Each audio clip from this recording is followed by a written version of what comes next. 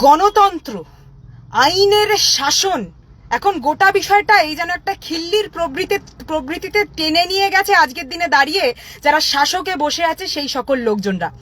আজকে আপনারা সকলে দেখলেন যে কিভাবে একটা গিদারের দল দিয়ে তার পরবর্তীতে বাংলার বাঘিনী মমতা বন্দ্যোপাধ্যায়কে তারা মনে করলেন একটু ভয় দেখিয়ে দেবেন। আরে ওটা মমতা বন্দ্যোপাধ্যায়।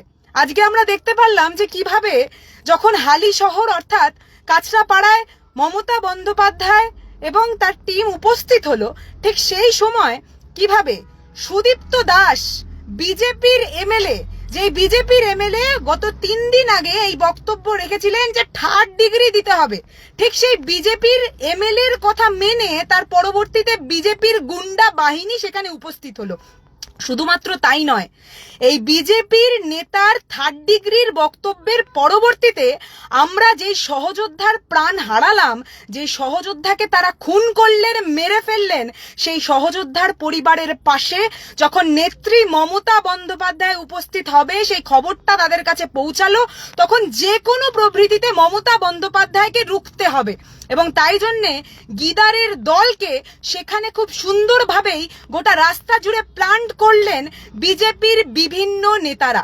আসলে কি জানেন তো, এই নিম্ন প্রবৃত্তির রাজনীতি যারা বিরোধী শূন্য পরিবেশ গড়ার চেষ্টা করছে, যারা মমতা বন্দ্যোপাধ্যায়কে ভয় পেয়ে মনে করছেন যে এইভাবে এই 5টা লোকের 5টা গুন্ডার ভিড় সেখানে বানিয়ে তার পরবর্তীতে নেত্রীকে ভয় দেখিয়ে দেবেন, আমি আবারও স্পষ্ট করতে চাই, মানুষটার নাম মমতা ব্যানার্জি। মমতা ব্যানার্জি, যে মমতা বন্দ্যোপাধ্যায়ের নাম শোনার পরবর্তীতে আজকের দিনে দাঁড়িয়ে যারা শাসকে বসে আছে তাদের শিরদাঁড়া কেঁপে ওঠে। তাই যেন কেন প্রকারণ তাকে যে কোনো ভাবে মমতা বন্দ্যোপাধ্যায়কে তার কর্মী এবং সেই কর্মীর পরিবারের পাশে দাঁড়ানো থেকে বিরত রাখতে হবে। তাই জন্যে সর্বপ্রক্রিয়া তারা আবালো নিলেন। আমরা দেখতে পারলাম যে কিভাবে আজকে যখন বিরজু কেওট, যেই আমাদের সহযোদ্ধাকে আগের দিন এফআইআর এর নাম না থাকা সত্ত্বেও পুলিশের নোংরামি দ্বারা তাকে টেনে হিচড়ে নিয়ে গিয়ে তার পরবর্তীতে পুলিশ কাস্টাডিতে তাকে পিটিয়ে মেরে ফেলা হয়, খুন করে দেওয়া হয়, সেটার পরবর্তীতে যখন আমরা সেখানে উপস্থিত হতে যাই, মমতা বন্দ্যোপাধ্যায় যখন সেখানে উপস্থিত হতে যায়, তখন নোংরামি করা হলো। তখন মমতা বন্দ্যোপাধ্যায়কে টার্গেট করে তাকে খুন করার চেষ্টা করা হলো। আজকে যদি মমতা বন্দ্যোপাধ্যায়ের গাড়ির কাঁচটা খোলা থাকতো, মমতা বন্দ্যোপাধ্যায়ের হয়তো মাথা ফেটে যেত। সেইভাবে টার্গেট করে তার পরবর্তীতে ঠানিট ছোড়া হলো, নোংরামি করা হলো, কিছু গুন্ডা বাহিনীকে সেখানে রেখে তার পরবর্তীতে একটা নুইসেন্স ক্রিয়েট করা হলো বেশ ইন্টেনশনালি।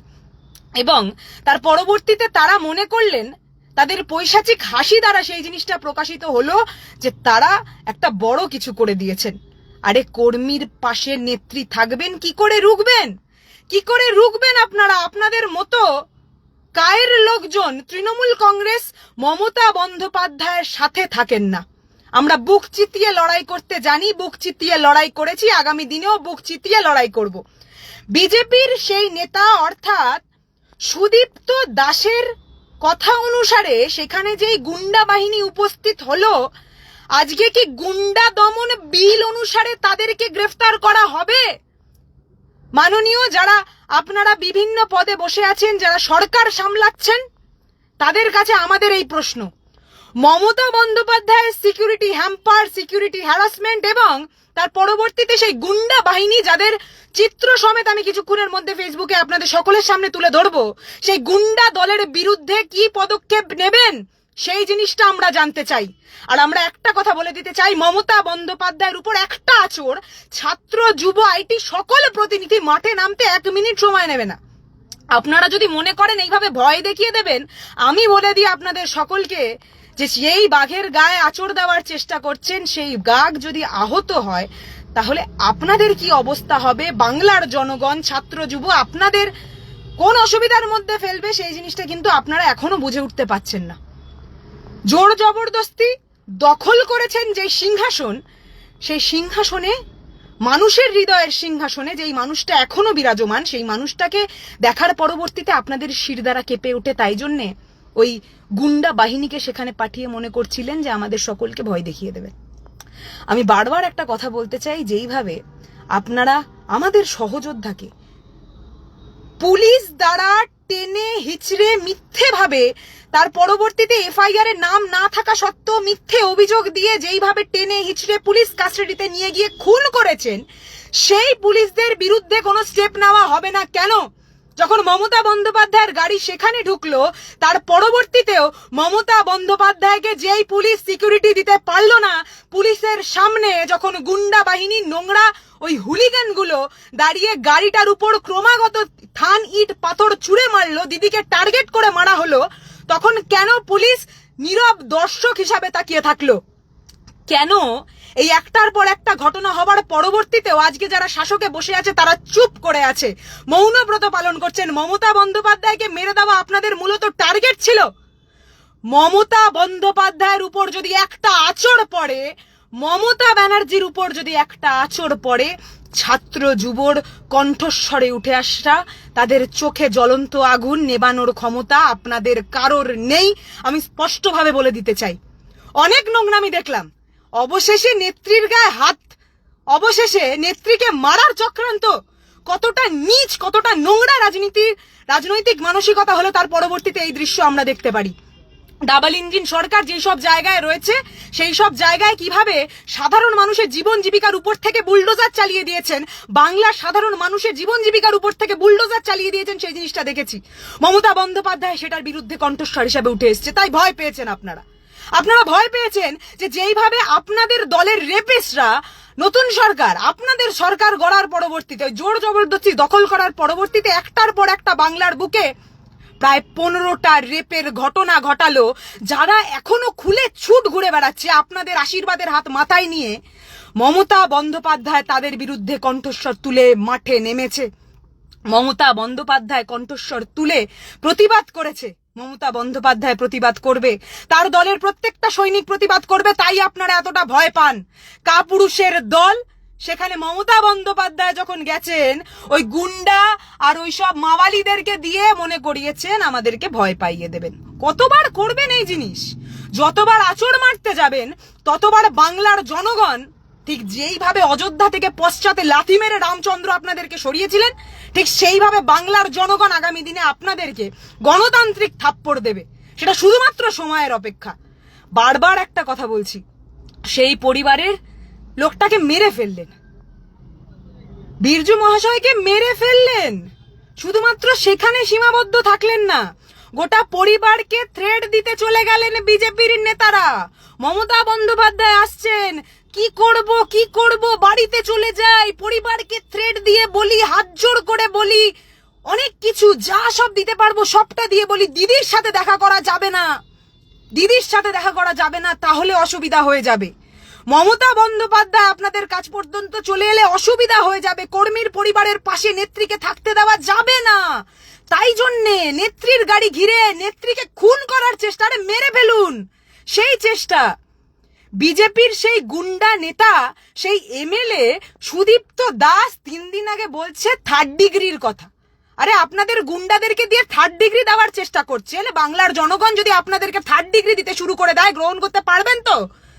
বিভিন্ন বিজেপির নেতাদের হাত মাথায় নিয়ে তার পরবর্তীতে যে গুন্ডা বদমাশরা এই নোংরামি করছে, সেই গুন্ডা বদমাশদেরকে যখন বাংলার জনগণ চিহ্নিত করে তার পরবর্তীতে টেনে হিচড়ে নিয়ে আসবে, তখন সামলাতে পারবেন তো? 3rd ডিগ্রি দেওয়ার মানসিকতা নিয়ে আমাদের সহযোদ্ধাটাকে খুন করিয়ে দিলেন।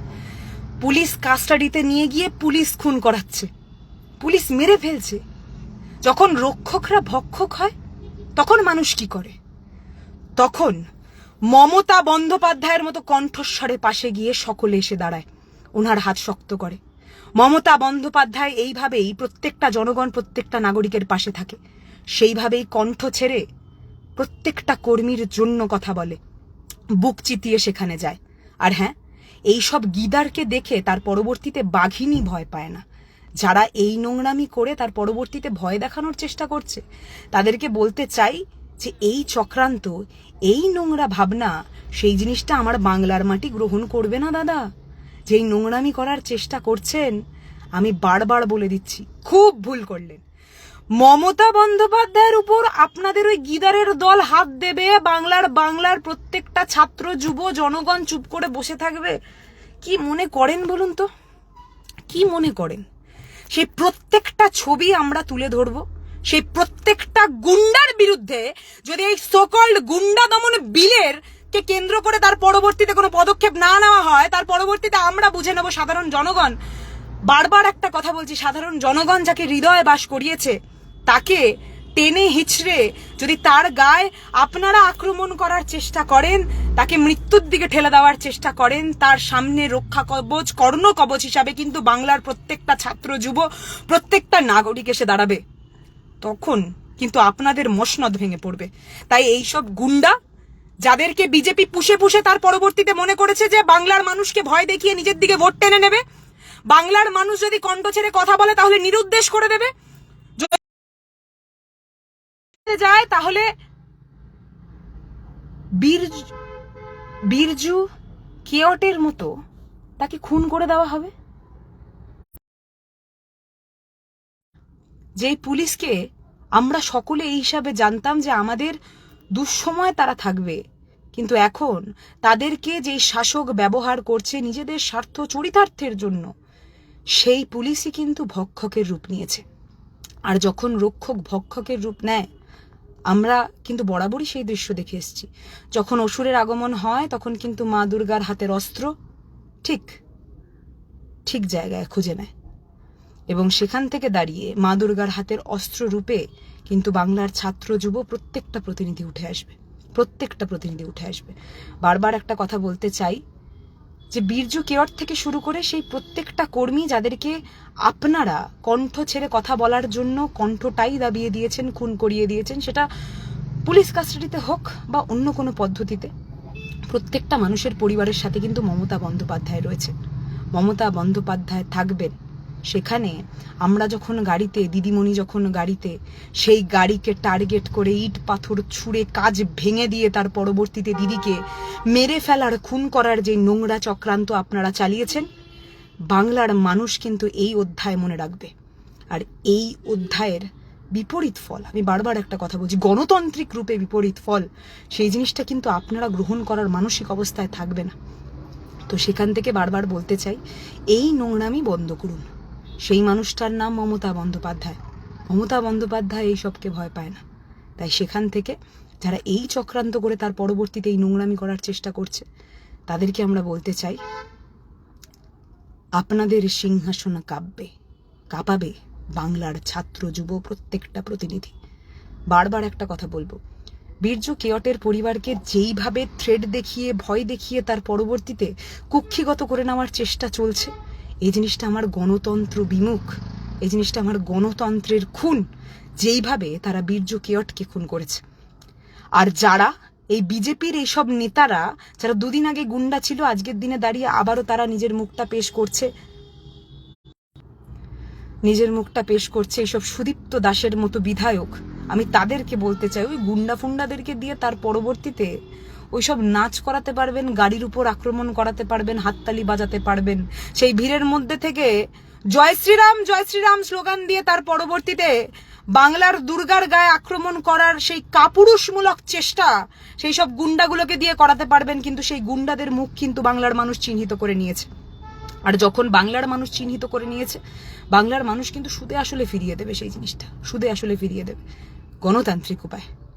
তাই সেই গণতন্ত্রের থাপ্পড় সর্বশক্তিমানও জানে যে আপনাদের বহন করার ক্ষমতা নেই।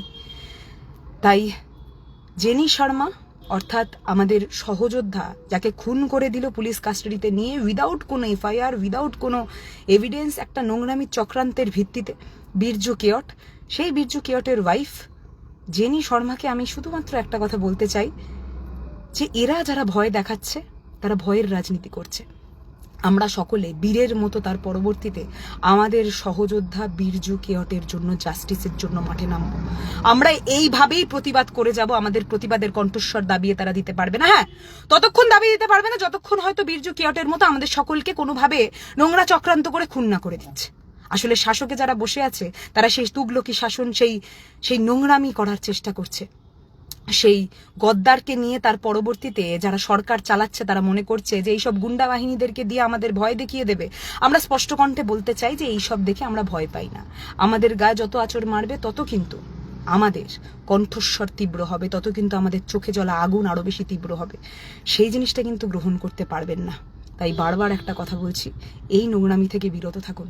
বাংলার জনগণের গর্জন গ্রহণ করতে পারবেন না, গ্রহণ করতে পারবেন না। তাই আবারও বলছি, মমতা বন্দ্যোপাধ্যায়ের উপর যেইভাবে চক্রান্ত করে তাকে খুন করার চেষ্টা হলো, সেটাকে তীব্র কণ্ঠে প্রতিবাদ করি, তীব্র কণ্ঠে প্রতিবাদ করি। আর হ্যাঁ, অপেক্ষা করব যে যতক্ষণ আজকের দিনে দাঁড়িয়ে সরকার, যারা আইনের শাসনের কথা বলেন, গুলগপ্প মারেন, যারা ওই গুন্ডা দমন বিল এনে তার পরবর্তীতে কত কথা বলেন, এই সকল গুন্ডা যাদেরকে পুষে তার পরবর্তীতে নিজেদের সরকারটা চালাচ্ছেন, তাদের বিরুদ্ধে কি স্টেপ নেন, সেই জিনিসটা দেখতে চাই। আর সেই জিনিসটা যদি না হয়, বাংলার জনগণ, বাংলার ছাত্র যুব পথে নামবে। সেই জিনিসটা সহ্য করতে পারবেন কিনা সেটা কিন্তু একটা বড় প্রশ্ন।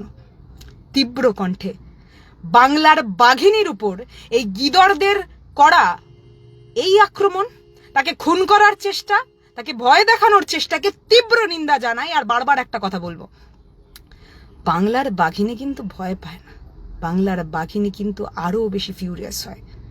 সহ্য করতে পারবেন তো? ওনার নাম মমতা বন্দ্যোপাধ্যায়। জয় বাংলা।